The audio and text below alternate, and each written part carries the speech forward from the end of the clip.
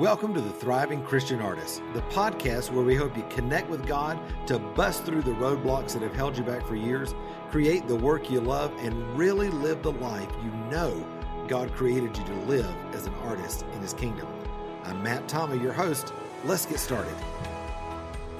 Well, hey everybody, it's Matt Tommy, and I'm so glad that you're on the podcast with me today. I've got my friend Jacob Daniels, who's here from Boone, North Carolina with Overflow Studios, and not only is he an incredible painter, which is how I got to know him, but also woodworker. His wife is a ceramicist. They've got this incredible art business that they're growing, as well as family up there. And Jacob, I'm so excited that you're here with me today to share your story. Yeah, thanks, Matt, for having me on. I'm honored to be here, and just love all that you do and seeing what you go through. So I'm excited just to kind of talk and share a little bit of my journey. Absolutely. We were just talking about before we got on the balance with family life and all that. You guys have a brand new baby in addition to your other child that you've had for a while now, and so it's like life is a juggle. Tell everybody about what's going on with that and how y'all are even trying to balance what you're doing artistically as well. Yeah, we've got a 1.5 month old and a 2-year-old just turned 2, and so jumping back into the infant life while having a 2-year-old with that whole dynamic of him finding out himself and having a bunch of fun. I mean, sure. It's a, like you said, it's a whirlwind. It's a roller coaster, but it's awesome. We're having a good time with it for sure. That's awesome. Now, when you guys got married, did you have the vision of going into business together and doing your art full time, or was this something that you kind of evolved into slowly? Or I mean, it's definitely something we just evolved into. I mean, we really didn't know. It was one of those, just take it day by day and see where the Lord led us, and where the doors opened and where they closed. I've never really had a set career path plan, that's for sure. Yeah. And just taking it day by day, and we've always had different plans, but it's always, which is good, and it leads us in one direction, but sometimes life takes us in a completely different direction that we didn't expect. Yeah.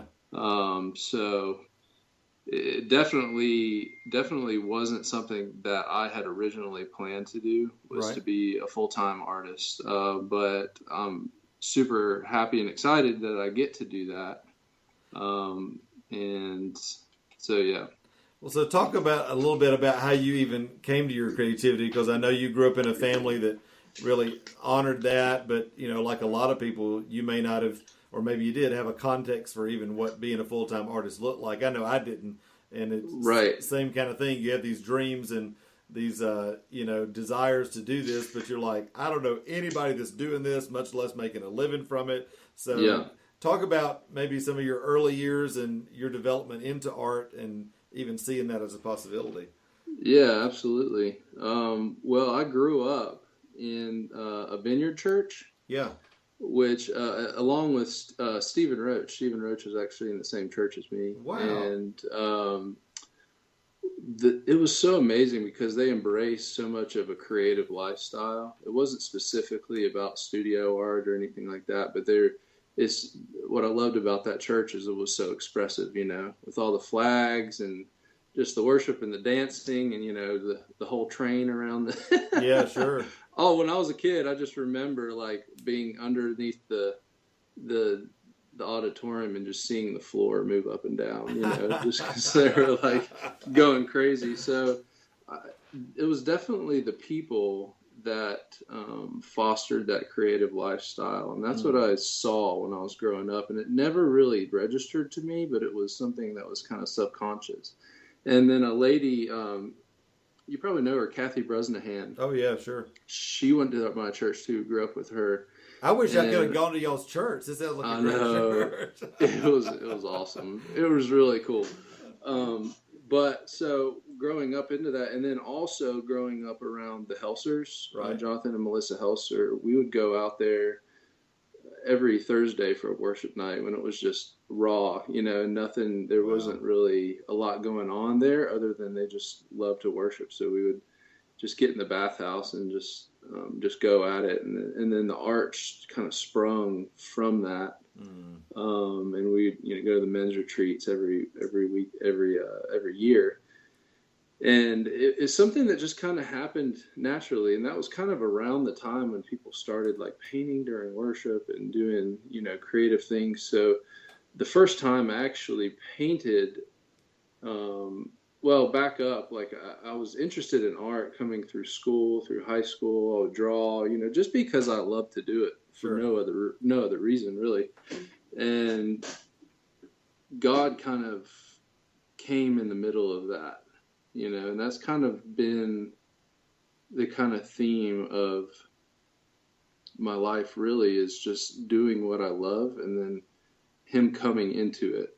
I love that, because it's like God does things in spite of us. It's like I always tell people, because sometimes people will say, well, Matt, how do you engage the Holy Spirit in your creative process? And like it's this really contrived sort of thing. And I'm like, I really have come to this place where I come in the studio, I make what I love, and God moves in me and through me in spite of me. Exactly. I just get to be along for the ride, Exactly. Yeah. I mean, that's exactly how it's been. And so first, the Awakening that Jonathan and Melissa Helser did, like the original, the live recording of the Awakening. Absolutely. So that was the first time I ever painted live. Was there, and Kathy Bresenhan was the one that kind of really pushed me to do that. And since it was the first time, I was like terrified. I didn't, and I painted like a cross coming out of the world or something like that. That was really, really inspiring. But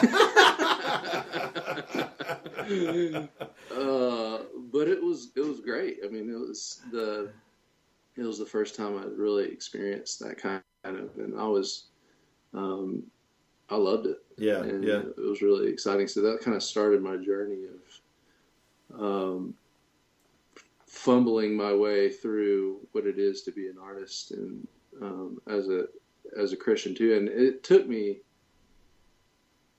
a long time. I mean, and it was all, and God knew that I needed that encouragement to keep going. So I would do drawings in high school. I drew this one picture of a homeless man, and it's called Brotherly Love.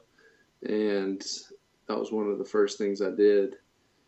And it wasn't, I just did it, and then it just kind of came, and I surrounded it with verses and different things. And it was kind of the theme of the Hebrews verse, let brotherly love continue, because some of it entertained angels unawares. And I had one experience that I really remember that kind of solidified in me that God really wants to use my art and co-labor with me in art in my life. And that was when I used to go to this thing called Pig Fest. And I think they changed the name to the Greater Gathering. I don't even know if they do it anymore, but there was this man named Jim Van Erden. He was this amazing mentor. He's a film producer. He has 12 kids, and they're all just like the most amazing kids. You go to their house, and there's always, each kid has at least one or two friends over. So there's just always people and dogs, and they're always cooking meals, and they're just an amazing family. And I really inspired to be like him one day. But he used to do this thing once a month where we would bring people around the table of food, 30 or so people, all from different walks and lifestyles, of pastors, teachers, atheists, just, all different lifestyles. And we would bring propositions to the table, and it could be like political. It was like 5 different things, like political, social, religious. I don't remember all of them, and then we would have 15 minutes to discuss these topics, and you could play the devil's advocate and all kinds of stuff. So what I'm getting to is one of the times he wanted me to bring that drawing as the proposition and just leave it like that. Don't say anything about it, and pass it around so people would look at it and, you know, kind of talk about what it meant to them, which is pretty neat, Yeah. you know. And this one guy, he just like broke down crying when he saw it. And he said he grew up in Jamaica, and there was this homeless man, and it looked just like him, and they call him Dummy. And because he was deaf, and I think he was blind or mute, and but he was a kid then, and he just like would hang out with him, and he loved this man, you know. And as he looked at the picture, it just reminded him of the simple love that he had for this guy, you know. And it just brought him back to that place, you know. And so when I saw that, I was just like, it really moved me, that art can really be such a portal and a medium for God to use. Absolutely. That, like you said, it wasn't really anything that I had planned or did, but he knew that, you know, God knew that, and he orchestrated that. So, which is the beautiful thing about art, I think. I mean, it's the mystery of it, that we're creating one thing, and yet when the Holy Spirit uses that as this beautiful intersection point with somebody, all of a sudden he morphs it into something that they need in that place at that time for their life. And how incredible to be involved in that, you know? Right. Yeah. No. You talked very humbly about this kind of fumbling experience and kind of developing as an artist, and yet when I think of skillful, incredible artists, I think of you, because your work is not only the perspective that you bring artistically, but the light that's in your work, not only realistically, but, you know, spiritually as well. You just have such a beautiful voice that God has developed and continued to develop in you. Talk a little bit about how you got from that high school kid who was drawing maybe in church and maybe sketching around just some ideas to where you are now, because obviously that's been a journey of purposed development, and I know you're very thoughtful and purposeful about that in your own life. So what's that been like? Because I think a lot of artists, when they think, oh man, God's called me as an artist, he's given me this gift, you know, you hear a lot of this kind of thing of, well, God's just going to download it to me. And I'm well, he's going to download some inspiration, and then what you're going to have to do is lean into that and do some, you know, development with him. So talk about that process in your life. Yeah. So, you know, what I've seen is that I think I see a lot of weaknesses in my life more than I see strengths. And I always have a kind of a vision about where I want to go, you know, and I guess one of my fears is that I have unused potential, or it's like of not fulfilling the potential that God has for me, you know. So I always see other art, and I'm trying to strive to get better, just in my creative process, in the way I paint, and I guess, you know, I started that. I didn't start painting till I was in college, really painting. And I remember I did the first real painting I feel like I did was Drawn Out. And it's the guy in the boat pulling the fish out of the water, and it's coming out over the top of the boat, and they're turning into birds. And I don't know if you've seen that one. I don't think I have, yeah. But it's a huge painting. It's like 6 by 8 feet. And I started that in school, and that's where I really started to figure out, okay, it's a real struggle to get out what's in your head and actually bring it into real life, you know, in a way that it works from your head, because you see it in your head and it's amazing, and then it's put on canvas and it's like, oh man, that's not amazing, you know. Not so much.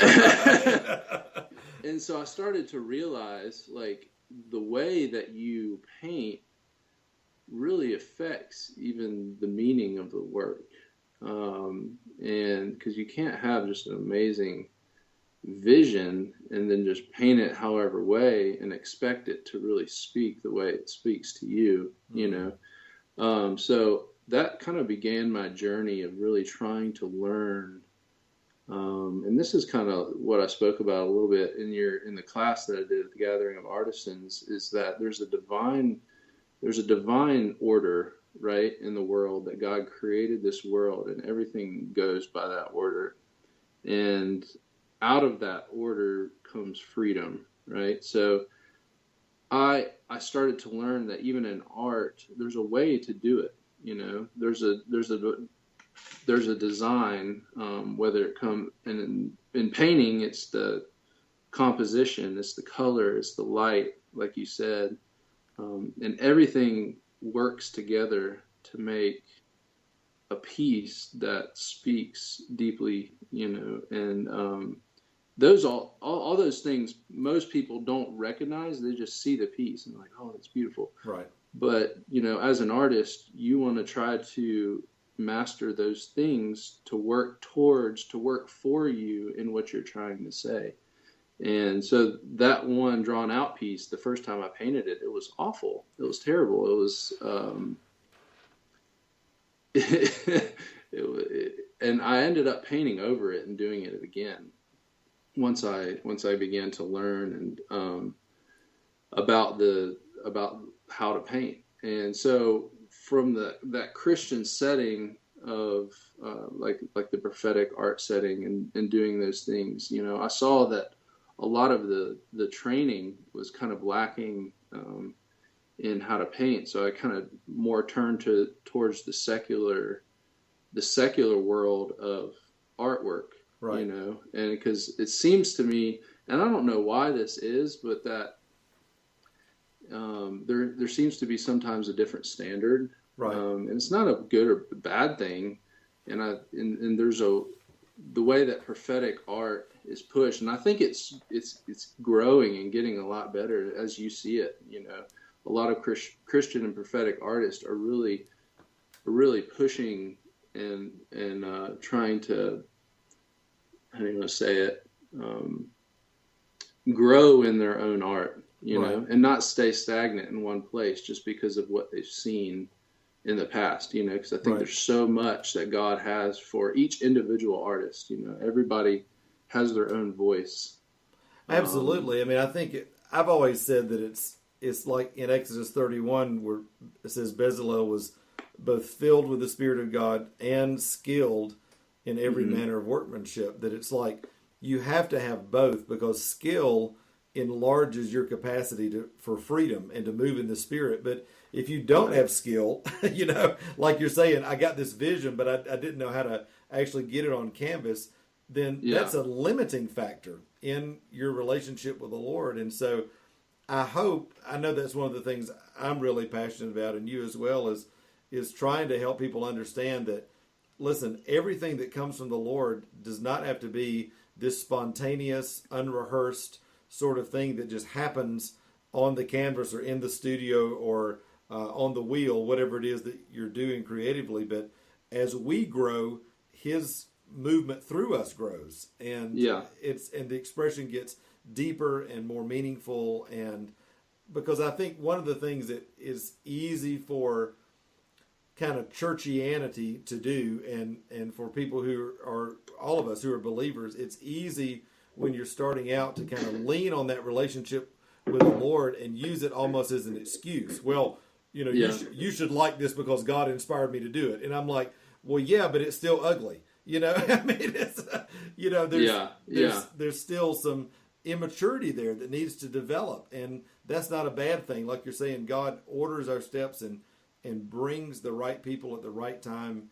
I think inspiration should always be the leading thing that's pushing us into skill development. And that's what I hear you saying, is that, as you were leaning into that, you wanted to develop more skill in order to enlarge your tool belt, if you will.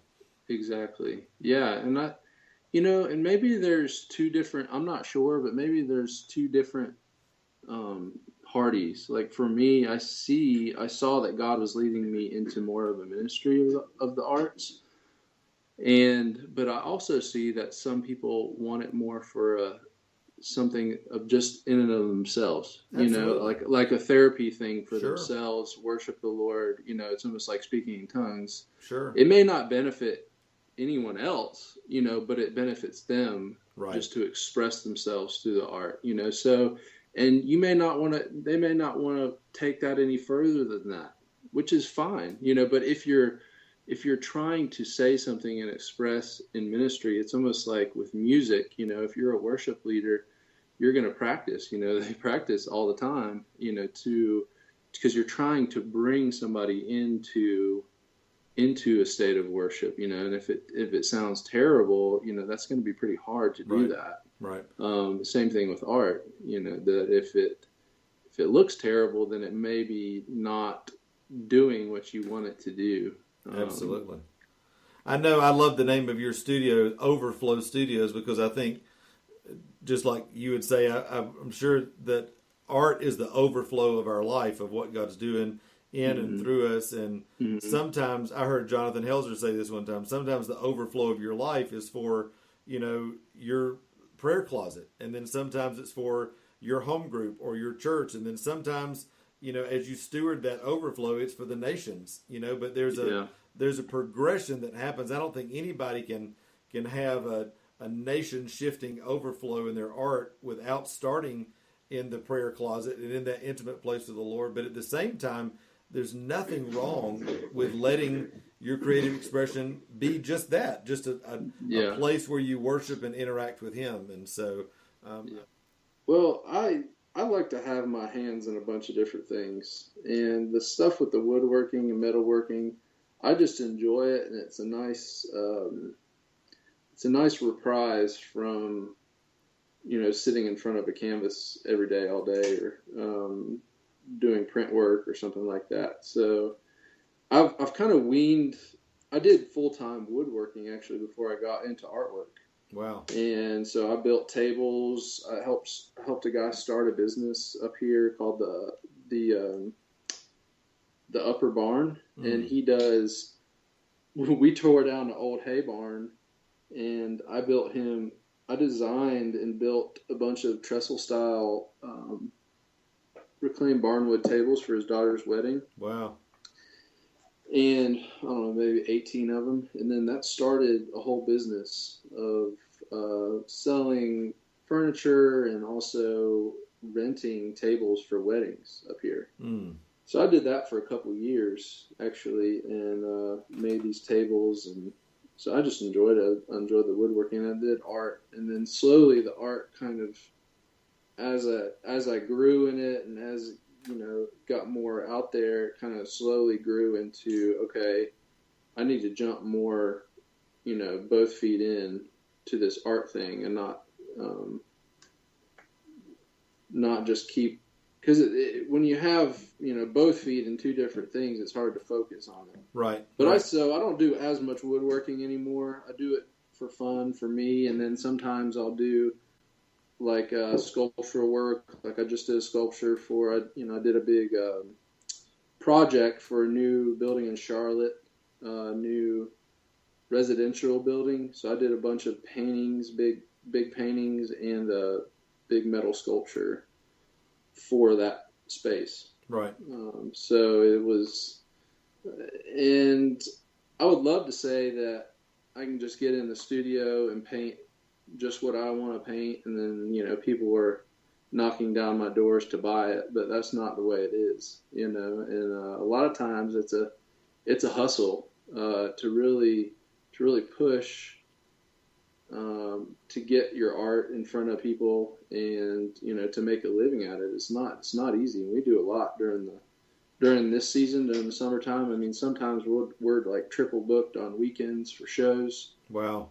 And so it's definitely, but I've seen a lot of fruit come out of that. I say it's a hustle, but I enjoy it. I enjoy to do it, and that's where I talk to people. That's where I meet people. I like to paint outside at shows, and we go to our local farmers market 30 times a year. Wow. And so and I paint out there, and I meet a ton of local people, a ton of tourists, and a lot of my follow-up business comes from those kind of things. And I can't do that forever, but while I still have that energy to do that, I'm going to do it. But, later down the road, my vision is just to have a studio where I can paint and maybe move more out of, because I sell a lot of prints, mostly prints in those settings,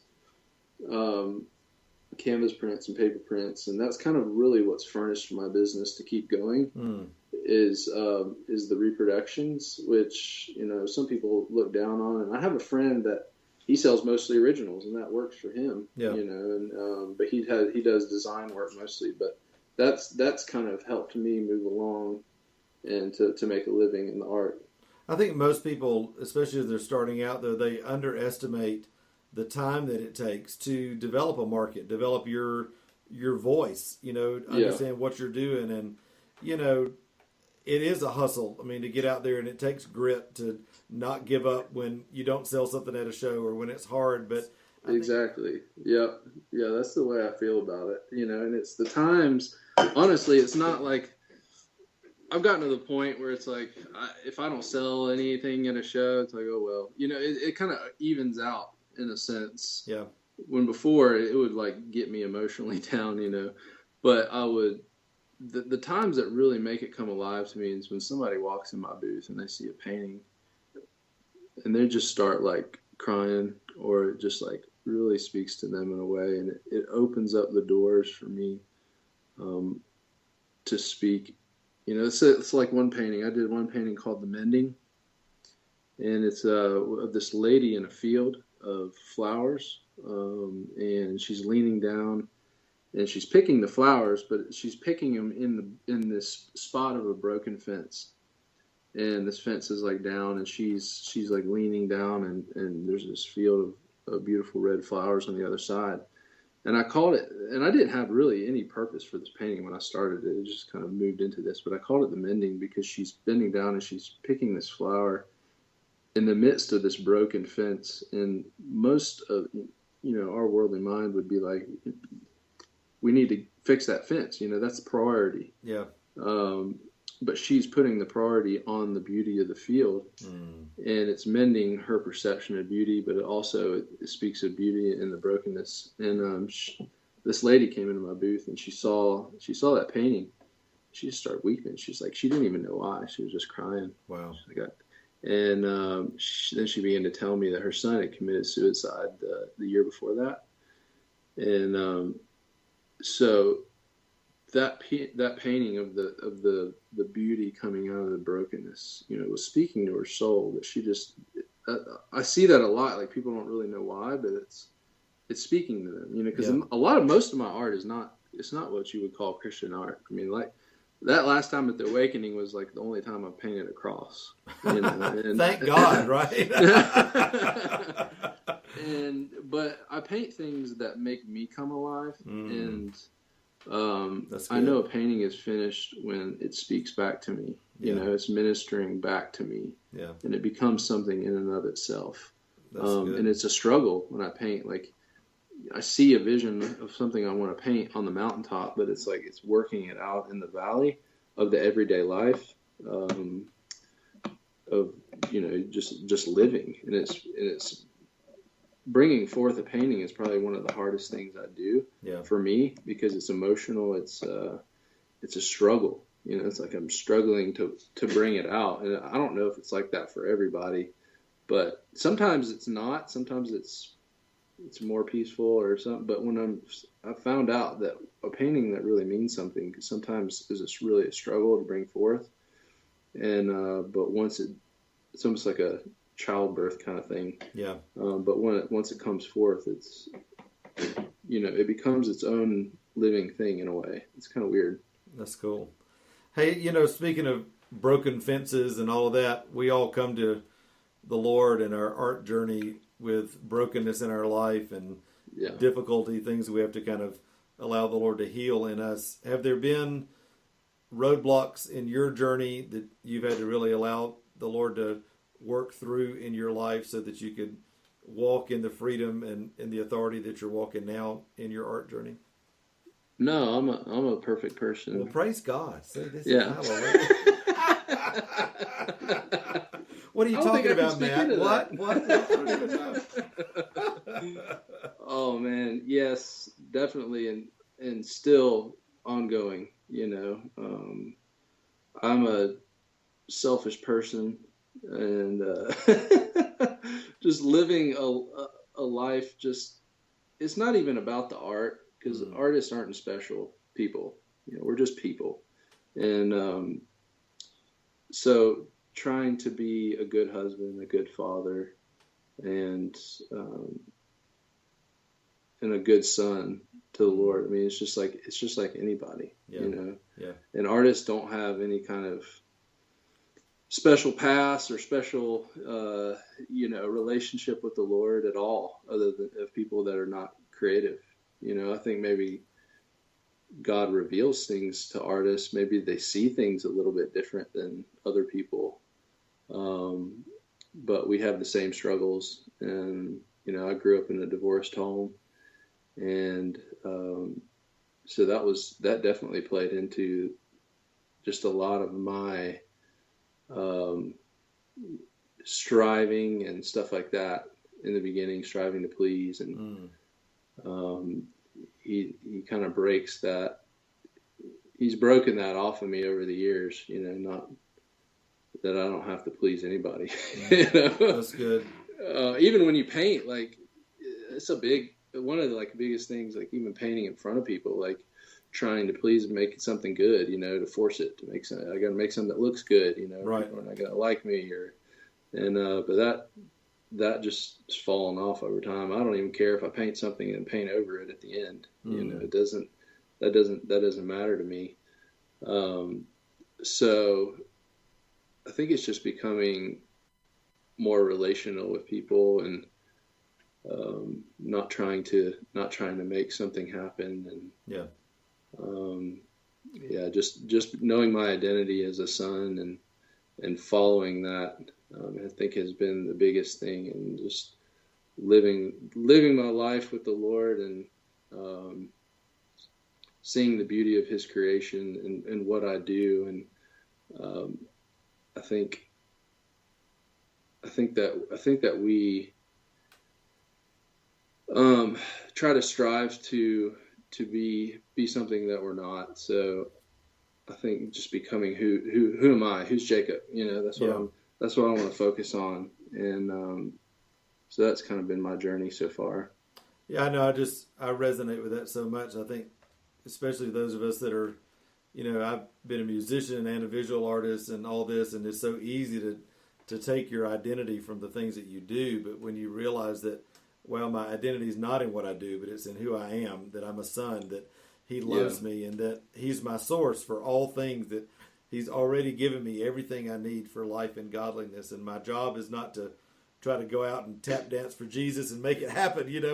My job is to cooperate with Him in the place that He's called me, in the season that He's called me. And as I do that, provision and relationship and resources and all that are going to be there. And I think especially, I know men and women deal with this, but I think especially for guys, for those of us that grew up in a family that were, like all of us, that were told, you're the man, you're the responsible one, you got to provide for your family and do all this. And at some point you start to realize, wow, it's God's responsibility to provide for my family, and my job to agree with Him and do the things that He tells me to do. And not yet. It's a shift, right? Though it's a shift from the normal thinking. That's a huge thing. Yeah. So seeing where God provides and then following that, and not listening to the voices. I think where you mess up is where so many artists. It's crazy, because I graduated with a studio arts degree. And one of my teachers told me that over 90% of the people that graduate studio arts degrees don't follow art. Wow. And go do something else, because that pressure of the culture is so strong, and pressure of family members and spouses be like, of the fear of not being able to provide, especially through something in art. I mean, I get so many people say, "You do this full time? You do this full time?" It's like it's wild, and it's not something that I've done. It's like, yeah, I do it full time. I'm so proud about it. It's like, what other occupation do people ask that about, right? It's like a doctor. Are you a full-time doctor, or you just do this for fun? Yeah, exactly. And it's just that stigmatism in our culture, right? Of just to make it the American dream. It's pretty sick. But I'd say to an artist, like, if you have those voices, the big thing is, like, I was in a community that fostered that. So right. They encouraged me to pursue it. And if you work hard and, pursue it like you would anything else, like, you can make a living at it. That's not really the issue. The issue is just persevering when you don't see things happen. And so that's kind of been my life. Is one of my professors said, just paint good art and the buyers will come.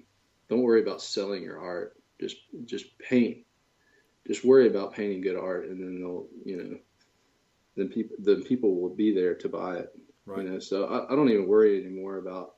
I'm a terrible marketer. I really need to get better at it. I mean, I post on Facebook like once a month, and so I'm not really very good at selling my stuff, but I just want to focus on,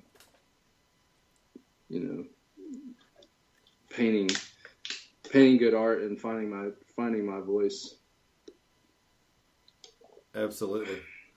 Well, Jacob, thank you so much for being on the podcast today. I know people are encouraged by your story and what you guys are doing as a family. If they want to go see your work online, on Instagram, on the web, where are they going to find you at? We have a website. It's overflowstudios.org. Awesome. And so, yeah, you can go check out some work there. And my wife does amazing ceramics. And her website is ceramicsbylenalove.com. Awesome. Yeah. Well, we'll have links for both of those in the podcast today. And again, just thanks so much for all that you're doing. And I want to just encourage everybody to go see their website, check them out wherever they are, buy a print, buy an original, and just encourage Jacob and Melina and what they're doing in the kingdom, in the art. Hey, thanks so much for spending a few minutes with me today on the podcast. Listen, I hope it's been a huge encouragement to you on your journey as an artist. Hey, also, before you leave, make sure to hit the subscribe button so you don't miss any of the other episodes of the Thriving Christian Artist podcast. And also, be sure to connect with me on Facebook, Instagram, or at my website, which is matttommymentoring.com. Until next time, remember, you were created to thrive. Bye-bye.